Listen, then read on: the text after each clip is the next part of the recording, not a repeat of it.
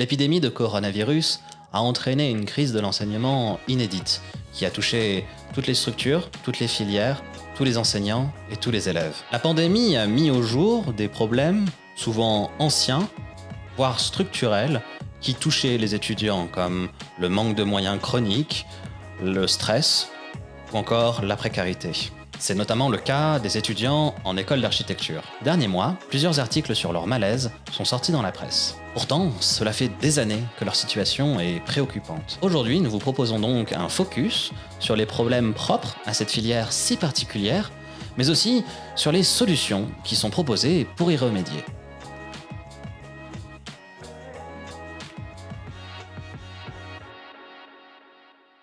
Malheureusement, les problèmes subis par les étudiants et étudiantes en architecture ne sont pas une nouveauté. Et comme je le disais en introduction, la crise sanitaire n'a fait qu'aggraver les choses. En octobre dernier, le pire a même fini par arriver. Un étudiant en deuxième année de l'ENSA Val-de-Seine a mis fin à ses jours. Après que la direction de l'école a annoncé la terrible nouvelle, un collectif d'étudiants a répondu avec un mail écrit au vitriol. Selon eux, le fonctionnement de l'école et sa culture de la charrette auraient joué un rôle dans cet acte désespéré, ajoutant que n'importe quel élève, qu'il soit psychologiquement fragile ou non, peut céder à la pression constante et traditionnelle des études d'architecture. C'est notamment à partir de ce moment-là que beaucoup d'étudiants ou anciens étudiants ont commencé à prendre la parole pour dénoncer les différentes pressions que peuvent subir les élèves en architecture. Sur les réseaux sociaux, nous pouvons notamment citer les comptes militants Balance ton archi et Balance ta charrette qui relaient des témoignages sur les surcharges de travail et sur les violences sexistes et sexuelles. Mais avant de revenir en détail sur la situation dans ces écoles, faisons un petit rappel des faits. En France, il y a 22 écoles qui délivrent le diplôme d'architecte, dont 20 sont des écoles nationales supérieures d'architecture, les ENSA. Ces écoles occupent une place centrale dans le monde de l'architecture en France, car elles forment plus de 90% des futurs architectes. Les ENSA ont la particularité de dépendre du ministère de la Culture et non de l'enseignement supérieur. Et oui, car jusqu'en 1968, l'enseignement de l'architecture était sous la coupe des Beaux-Arts. En 2019, elle comptait près de 20 000 étudiants et étudiantes. Parmi toutes les sources du malaise ambiant ressenti par les futurs architectes, une grande coupable revient régulièrement dans les témoignages, la culture de la charrette. Dans le milieu de l'architecture, le terme charrette désigne une période de travail intense juste avant un rendu important. Très concrètement, le mot de charrette renvoie au véhicule dont se servaient les étudiants des beaux-arts du XIXe siècle pour transporter leurs plans. Selon la légende, certains étudiants finissaient même de dessiner leurs plans sur la charrette. De nos jours, on n'utilise plus de charrette, mais la culture du surmenage demeure. Dans beaucoup d'écoles, l'esprit des ateliers des beaux-arts perdure. Et comme le faisaient jadis les maîtres d'atelier, certains professeurs demandent souvent à leurs élèves de reprendre à zéro des travaux, et ce, à quelques jours seulement d'un rendu. Les fins de semestre sont ainsi particulièrement difficiles dans les ENSA, notamment en ce qui concerne les projets. Dans les ENSA, les projets sont des unités d'enseignement mêlant théorie et pratique qui sont censés faire découvrir aux étudiants leur futur métier à travers la conception d'un projet architectural. En général, ces projets représentent la moitié des heures de cours et sont donc incontournables dans la bonne réussite d'une année. En 2018, l'Union nationale des étudiants en architecture et paysage, l'UNEAP, a mené une enquête sur le mal-être de ces jeunes. Dans les 5000 réponses reçues, 66% des étudiants confirment l'existence dans leur école d'une culture de la charrette. Une culture de la charrette considérée comme épuisante, éprouvante et banalisée. Les conséquences sur la santé physique et mentale sont édifiantes. Stress, troubles alimentaires, perte de poids, perte de cheveux, troubles du sommeil, etc.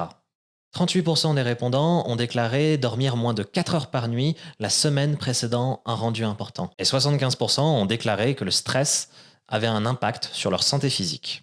Et depuis le début de la pandémie, beaucoup d'étudiants ont souffert du distanciel. en raison de l'isolement qu'il entraîne, mais aussi de la surcharge de travail qu'il peut engendrer. Et oui, car certains professeurs considèrent qu'à partir du moment où les élèves sont tout le temps chez eux, ils peuvent se permettre de leur donner plus de travail. Pour en savoir plus sur les dérives de la culture de la charrette, nous avons contacté Alexandar Salahoun qui a lancé le compte Instagram Balance ta charrette. Il nous a notamment expliqué comment est-ce que la culture de la charrette arrivait à se perpétuer malgré sa nocivité. Mais la banalisation de la charrette, elle se fait avant tout dans une sorte de doxa dès la première année, à savoir que voilà, on fait charrette parce que les gens des promos supérieurs, les étudiants de promos supérieurs ont fait la charrette, les professionnels font charrette. Donc nous, en faisant charrette, en fait, on s'affirme dans la profession et il y aura une reconnaissance derrière. On nous reconnaîtra comme faisant partie un peu de la communauté archi. Et donc il y a vraiment un rapport communautaire à la charrette. Et même plus que ça, c'est fédérateur. Il y a tout un folklore, il y a un aspect festif autour de la charrette. Et donc voilà l'idée de rite de passage, un peu forcé. Moi j'appellerais ça du bizutage parce que sur le long terme quand même la privation de sommeil, c'est une vraie torture pour le corps et l'esprit. Il y a une omerta autour de la charrette, hein, ça c'est certain. C'est plus que nier, c'est une omerta. Moi de ce que je vois dans Balance ta charrette, c'est plus même une terreur. Les gens sont terrorisés, ils sont souvent même intimidés par l'administration, par les enseignants. Enfin, on reçoit pas mal de témoignages, mais il y en a quand même beaucoup de témoignages qui sont que certains en fait après coup ne veulent plus publier parce qu'ils se rendent compte que voilà, on pourrait les reconnaître, on pourrait ça pourrait se retourner contre eux. Il y en a qui redoutent que ça les empêche d'être diplômés. Donc la plupart des témoignages qu'on va récolter, au final, c'est des témoignages de gens qui ont été diplômés. Il y a des choses qu'on ne peut pas partager avec tout le monde. Et donc Balance ta charrette, au final, c'est un peu ça. Ça permet aux gens de vider un peu leur sac et de parler, de briser un tabou. Alors bien sûr dans l'anonymat, il faut pas que ça se retourne contre eux. Mais ça permet en tout cas de se rendre compte qu'on est moins seul. À la question du surmenage s'ajoute celle du sexisme. Comme tous les milieux de la société, celui de l'architecture est également concerné par les violences sexistes et sexuelles, qui sont enfin de plus en plus dénoncées depuis 2017. Dans le cas de l'architecture, cette dénonciation du sexisme revêt une importance toute particulière dans la mesure où le métier s'est beaucoup féminisé ces 2 dernières décennies. En 20 ans, la part des femmes chez les architectes a doublé, s'établissant aujourd'hui à 31%. Et depuis 2004, il y a même une majorité d'étudiantes dans les ENSA. Ces femmes se retrouvent encore trop souvent confrontées au sexisme d'un milieu professionnel où l'entre-soi masculin est encore très fort. Toutefois, depuis quelques années, des étudiants et étudiantes s'organisent pour dénoncer toutes les formes de discrimination. C'est notamment le cas de CLAC, le collectif de lutte des architectes en colère, qui a été créé en 2017 par des élèves de l'ENSA Nantes. Nous avons contacté l'une de ses créatrices, Laure Gombert, pour parler de la question du sexisme dans les écoles d'architecture. Dans notre collectif, il y avait dès le début des personnes qui avaient subi du sexisme, ou plutôt des remarques sexistes, des agissements sexistes, ou un sentiment d'injustice qui est dur à décrire, qui est dur à prouver, très dur à prouver, mais le sentiment de ne pas être considéré de la même façon. On avait aussi tout simplement un monde de représentation architecturale qui était modelé par des hommes. On avait beaucoup d'enseignants de projet qui étaient des hommes. Même sans être directement victime, en fait, on voit les choses, on sent les choses, et c'est ça qui nous a motivés, qui nous a donné envie de changer ce qui se passait. Nous, initialement, quand on a fondé le collectif, on pensait tomber plutôt sur l'agissement sexiste, l'outrage sexiste, c'est-à-dire des petites remarques, éventuellement de la discrimination. On s'était armés pour faire face à ça.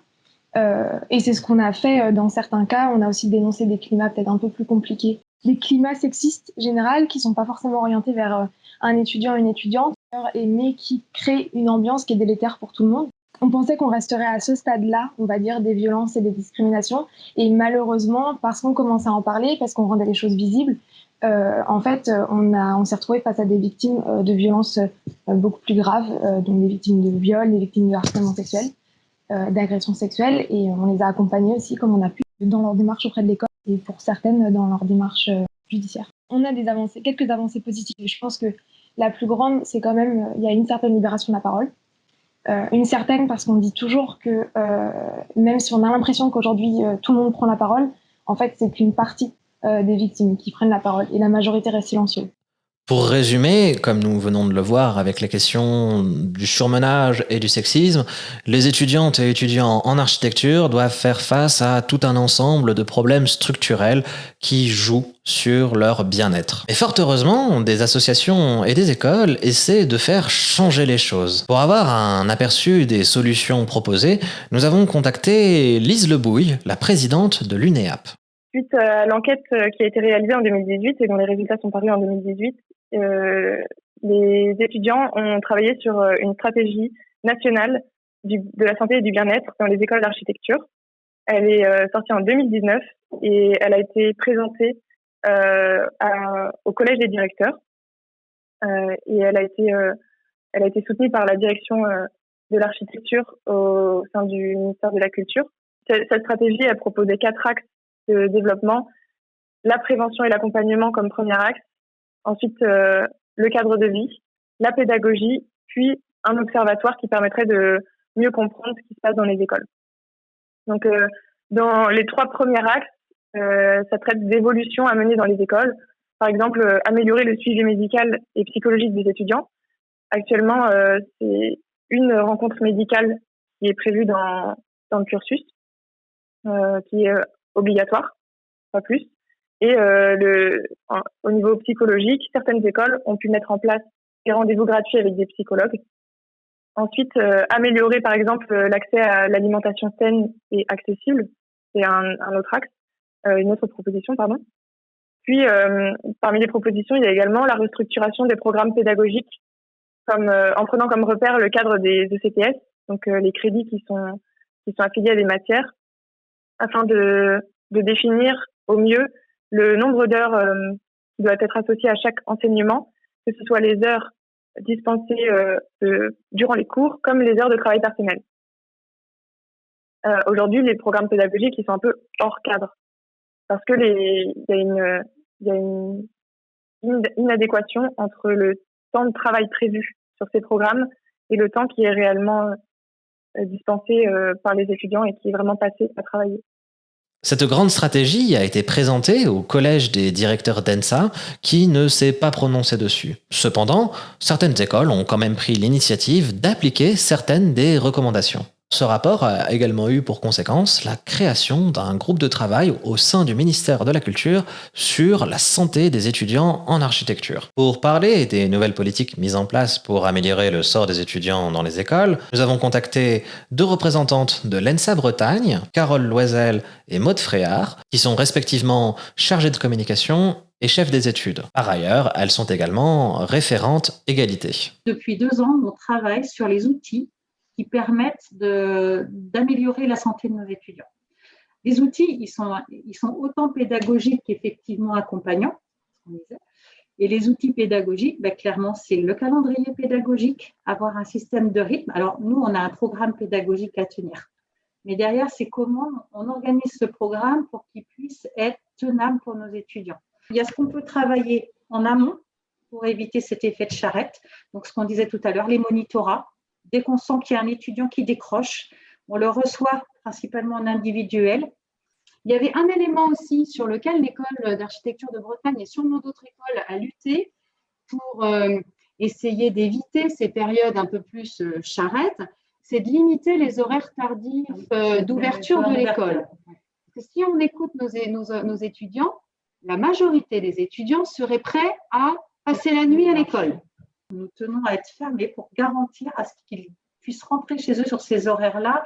Du coup, ils ne peuvent plus qu'aller se coucher. Donc, on est quasi garanti qu'ils dorment au moins 6 heures par nuit pendant ces périodes. Ce n'est pas suffisant, on est bien d'accord, 6 heures, c'est trop juste encore.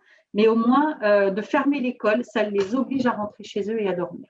Par ailleurs, l'ENSA Bretagne a essayé de tirer le plus possible des leçons du premier confinement, notamment en demandant aux étudiants, aux enseignants et aux membres de l'administration tout ce qui n'avait pas marché lors du premier confinement afin de ne pas répéter les mêmes erreurs. L'emploi du temps a notamment été aménagé de sorte à ce qu'une partie des cours se passe quand même en présentiel, ce qui a permis aux nouveaux élèves de se rencontrer. Et oui, car l'isolement induit par le distanciel est actuellement l'une des principales sources de souffrance de l'ensemble des étudiants. Enfin, pour chaque promotion, des référents ont été désignés chez les élèves et chez les enseignants afin de faire remonter les éventuels problèmes pour mieux les régler.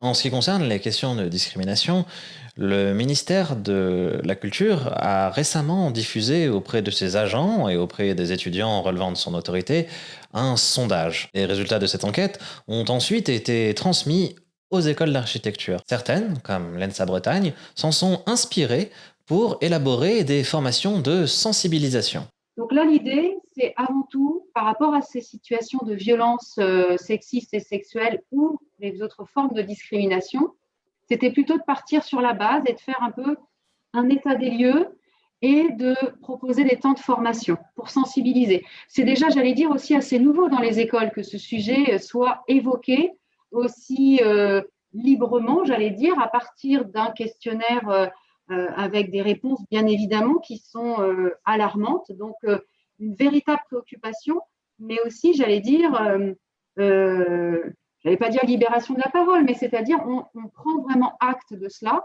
On en a parlé lors des réunions de rentrée dans chaque promotion d'étudiants. Nous en avons parlé en réunion du personnel administratif et technique, et nous en avons parlé également lors du séminaire de rentrée des enseignants.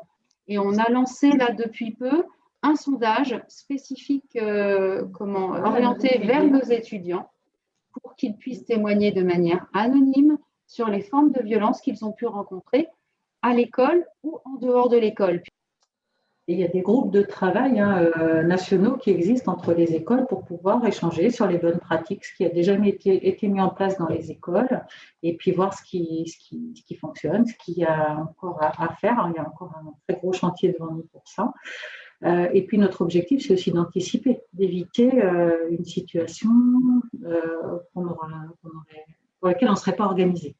Et donc voilà, comme nous venons de le voir, en dépit de la gravité des problèmes auxquels sont confrontés les étudiantes et étudiants en architecture, il existe quand même des bonnes volontés pour faire évoluer les choses, pour dépasser le stade de la souffrance, même s'il reste encore beaucoup de travail à faire. Voilà, c'est la fin de cette vidéo, j'espère que ça vous a plu.